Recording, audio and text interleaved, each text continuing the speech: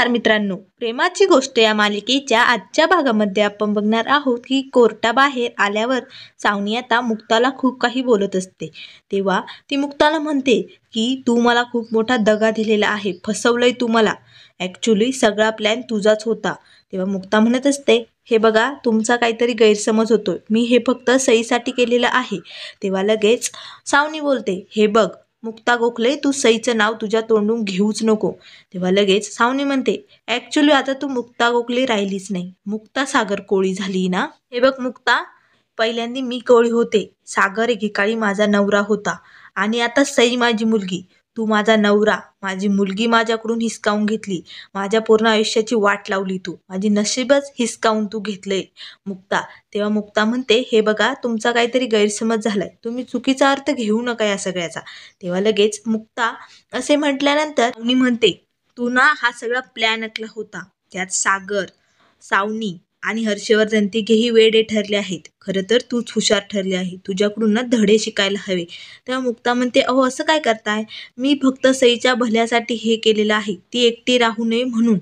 तेव्हा लगेच सावनी बोलते, एकटेपणा सईला नाही तुला जाणवत होता, कारण तू कधीही आई होऊ शकत नाही ना, म्हणून तू सईला घेतलं ना, कारण तुझं आई पण भरून निघावं म्हणून। आता मात्र मुक्ताला काय बोलावं हे सुचतच नसतं।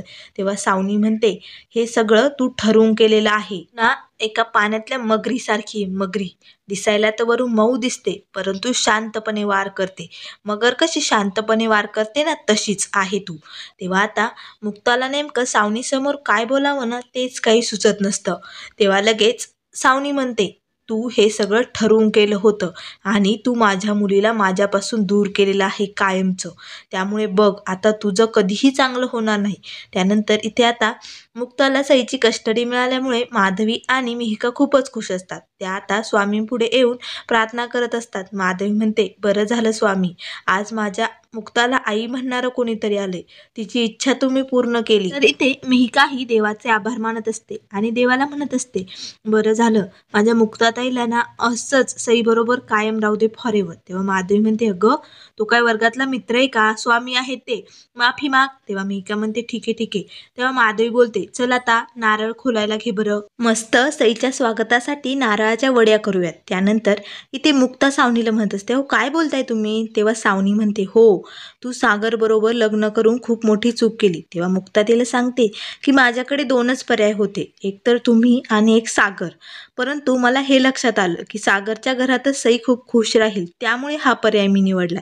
तेव्हा सावनी तिला बोलते, हे बघ एका बाळाला तू त्याच्या आईपासून तोडलंय ना, तू कधीही सुखी राहणार नाही, तू तुझा हा संसार कधीही फुलणार नाहीये, असा शाप देते मी तुला। आता मात्र तिचे हे बोलणे ऐकून मुक्ता खूपच घाबरलेली असते। तेव्हा लगेच इंद्रा तिथे येते आणि म्हणते, ए चटक चांदणे, काय ग काय बोलतेस तू माझ्या सुनाला, माझ्या सुनाला म्हणते तुझा संसार चांगला होणार नाही। आता ती पहिल्यासारखी मुक्ता गोखले नाही राहिली आहे ऐकून घ्यायला, ती मुक्ता सागर कोळी झालेली आहे, तुला सांगून ठेवते आता। काय ग आई म्हणजे काय असतं तुला माहितीये, ही सई 6 महिन्याची असताना सोडून गेली, तेव्हा कुठे गेलो होतो तुझं आई पण, मी माझ्या तळहाताच्या फोडाप्रमाणे सईला जपलंय, माझ्या घासातला घास तिला घातलाय आणि माझ्या पाठीमागं माझ्या चिंबोरीला म्हणजे सईला जे कोणी सांभाळीन ना, ती फक्त ही पोरगी हाय, ती तिला आईसारखं जीव लावते, सांगून ठेवते, चालली म्हणे मी आई कुठली म्हणायला, कुठे येतो तुझा 6 फुटाचा बैल, कुठे जा त्या संग, नाहीतर बघ। आणि हा माझ्या सईला सामान सगट इथं आणून घालायचं बरं का, जर काही दगाफटका केला ना मग गाठ माझ्याशी, कोयत्याची शपथ सांगते, सोडणार नाही तुला। आणि इथून पुढे जर माझ्या सुनेला काही बोलली ना तर तुझी जीभ तोडून हातात देईल अशी चरकन। आता मात्र सावनी खूप घाबरते। तेव्हा लगेच इंद्रा म्हणते, ओ जज साहेब इकडे या इकडे या, हे बघा ही माझ्या नातीला देत नाही। तेव्हा सावनी मात्र खूप घाबरते। तेव्हा इंद्रा म्हणते, टरकली ना, चल मग निघ तुझ्या बैलाकडे जा, असे म्हणून आता सावनी तिथून निघून जाते। तेव्हा इंद्रा मुक्ताला बोलते, तू त्या पांढऱ्या पॉलीचं काय ऐकून घेत होते, तिला काही बोलली का नाही। तेव्हा मुक्ता म्हणते, ती सावनी मला म्हणत होती की मी तिच्या सईला तिच्यापासून हिसकावून घेतलंय, त्यामुळे मी कधीही सुखी राहू शकत नाही।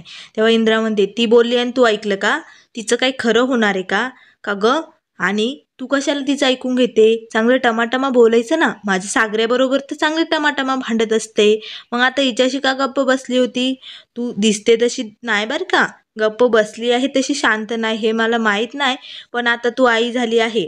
आता तू बाईची आई झाली आहे. कोर्टाने तुला आई होण्याची परवानगी दिली. त्यामुळे एक आई आपल्या मुलांबद्दल कुणाचं काही ऐकून घेऊ शकत नाही.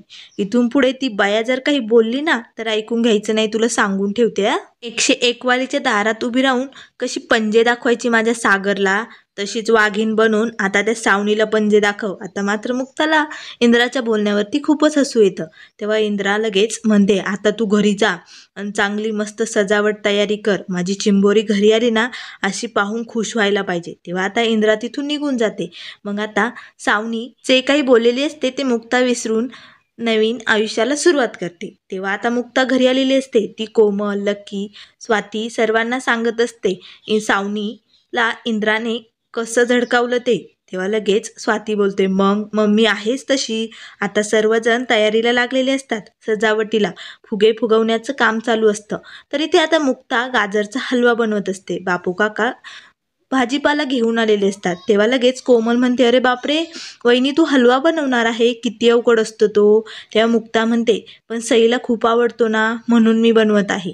तेव्हा लगेच स्वाती म्हणते, अगं कोमले, तू तर वहिनीच्या खूपच पुढे पुढे करायला लागली. तेव्हा लगेच लक्की म्हणतो, मग आता स्वाती, तू दुबईला गेल्यावर तिला कोण राहणार आहे, ती एकटीच राहील ना. त्यानंतर आता इथे सई आलेली असते. तेव्हा सर्वजण खाली येण्याची घाई करतात. मग बापू काका म्हणतात, नाही नाही थांबा, त्यांनी खाली जाण्याची गरज नाही. सईच्या स्वागतासाठी सागर आणि मुक्ता म्हणजे सुनबाई जाणार आहे. सुनबाई, जा बरं पटकन, तू सईच्या स्वागताला खाली घेऊन ये तिला वरती. तेव्हा लगेच मुक्ता म्हणते, हो हो मी पटकन जाते. स्वातीताई, तुम्ही इथे या बरं बघायला. तर इथे सागरही खाली सईची वाट बघत असतो. तेव्हा लगेच हर्षवर्धन, सावनी आणि इंद्रा सईला घेऊन आलेले असतात.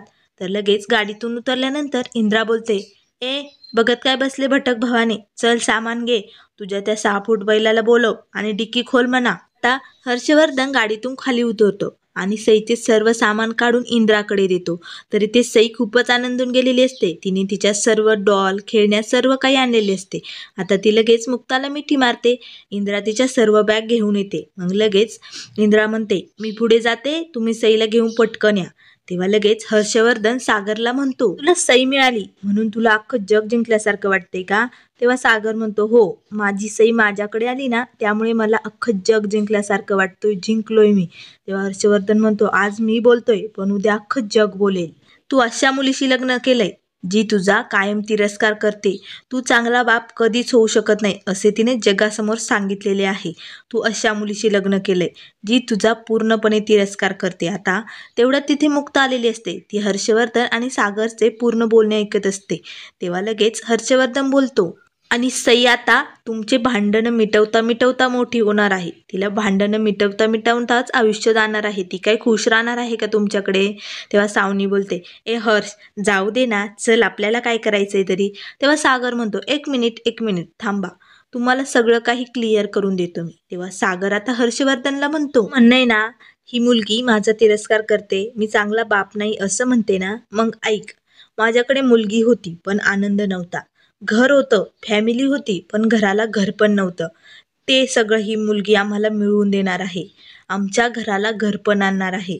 घरात आनंद कसा असतो ना तेही आम्हाला सांगणार आहे. सईला जगाचा सर्व आनंद या मुलीमुळे मिळणार आहे. आणि तू तुझा ॲटिट्यूडपणा दाखवत होता ना, मला कमी लेखत होता ना, आता बघच आता काय होणार आहे माझ्या आयुष्यात ते तू बघतच राहा. आणि हो, तसंही आता माझं काम झालंय.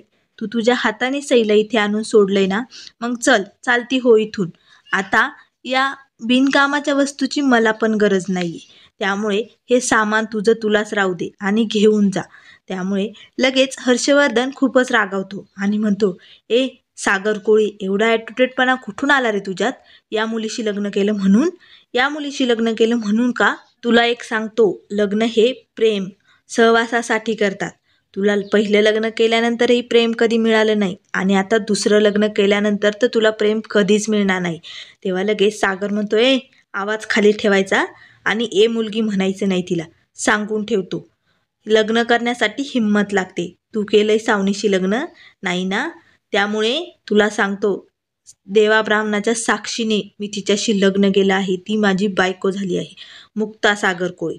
त्यामुळे इथून पुढे तिच्याबद्दल एक शब्दही तोंडातून काढायचा नाही, सांगून ठेवतो. आता मात्र सागरचे हे बोलणे ऐकल्यानंतर मुक्तालाही आश्चर्याचा धक्काच बसतो. परंतु तिला खूपच बरे वाटत असते, कारण सागरने खडसावून सांगितलेले असते की मुक्ता त्याची बायको आहे म्हणून. तेव्हा लगेच सागर म्हणतो, चल आता तुझं काम झालं ना, मग चालता हो. आणि हो, घरी जाऊन तुझ्या या बायकोच्या, इनफॅक्ट तुझ्या या गर्लफ्रेंडच्या गळ्यात जाऊन रडत बस. आता ही सावनी ना इथली राहिली ना तिथली राहिली, त्यामुळे चल चालता हो, तिला घेऊन जाईत न. सगळं काही मी जिंकलंय. तुझ्यापेक्षा मी खूप आता पुढे गेलो आहे. हर्षवर्धन अधिकारी, चल चालता हो, असे म्हणून आता सागर त्या दोघांनाही तिथून हकलवून देतो. मात्र मुक्ता सागरकडे एकटक बघत असते, कारण आज सागर खूप मस्त असा बोललेला असतो. आज त्याने मुक्ताची बाजू घेतलेली असते. हे ऐकून तिला खूपच बरे वाटलेले असते. त्यानंतर मित्रांनो, पुढील भागामध्ये आपल्याला बघायला मिळेल ते आता सई घरी आलेली असते. सईसाठी मुक्ताईने मस्त गाजराचा हलवा बनवलेला असतो. तेव्हा आता लगेच सई म्हणते, पप्पा तू मुक्ताईला घास भरव आणि मुक्ताई तू पप्पाला घास भरव. आता दोघांनीही एकमेकांना घास भरवायचा. चला बरं चला पटकन, म्हणतो अगं साई बाळा कशाला. आता सर्वजण मात्र खूपच हसत असतात. तेव्हा लगेच सई म्हणते, मला काही माहीत नाही पप्पा, तू मुक्ताईला घास भरव. मग आणि मुक्ताई तू पण भरव. मग आता मुक्ता आणि सागर एकमेकांना घास भरवतात. त्यामुळे सई आता तिच्या प्रेमाने मुक्ता आणि सागरला कशी जवळ आणणार हे आपल्याला लवकरच बघायला मिळेल. त्यामुळे मित्रांनो, अशाच मालिकेंच्या अपडेट पाहण्यासाठी चॅनलला लाईक करा, सबस्क्राईब करा. व्हिडिओ पाहिल्याबद्दल धन्यवाद.